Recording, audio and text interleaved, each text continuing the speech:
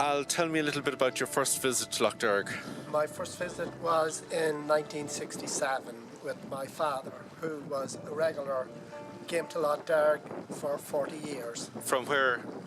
He was from Oldcastle and lived all his life in Oldcastle.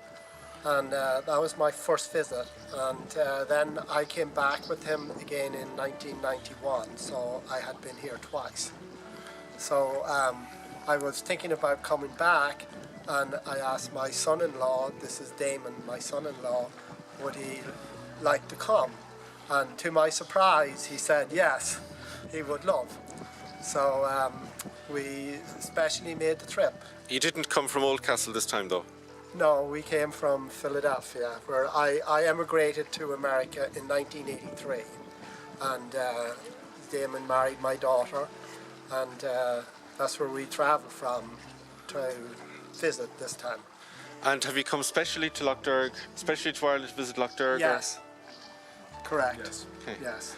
When we hear of Philadelphia at the moment, we think of the World Meeting of Families, which was hosted in Philadelphia 2 years ago and which will be hosted next year here in Dublin. Tell us some of the joy or some of the excitement that was in Philadelphia back then. It was really busy in Philadelphia.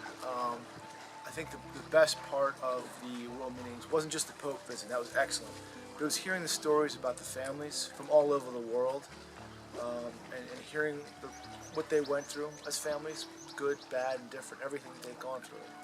They presented their stories to the Pope, and they were very touching. I would recommend everybody in Ireland take an opportunity to watch and listen to the stories. They're worth listening to. Great.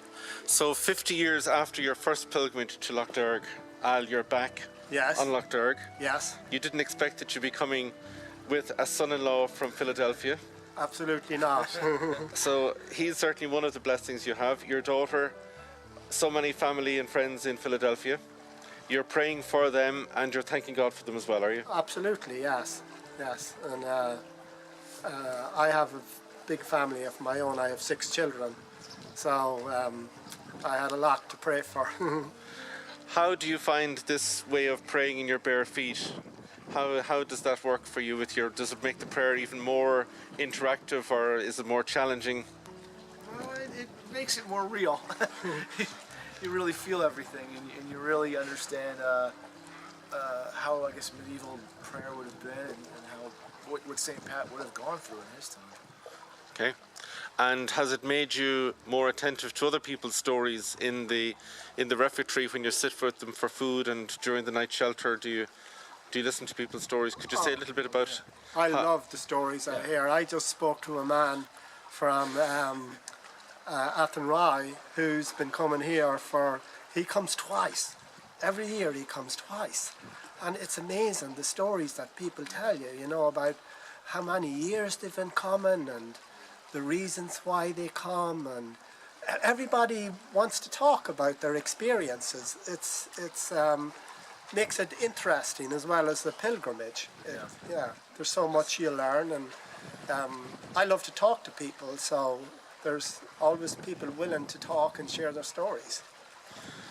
Well, hopefully between now and the World Meeting next year, Lough Derg will be one of those places where families can tell their story of faith, where they can nourish the lives of other families, and where they can sit and listen and then go home and tell others to come to Lough Derg, or to come, even better still, come to the World Meeting of Families with your friends and family.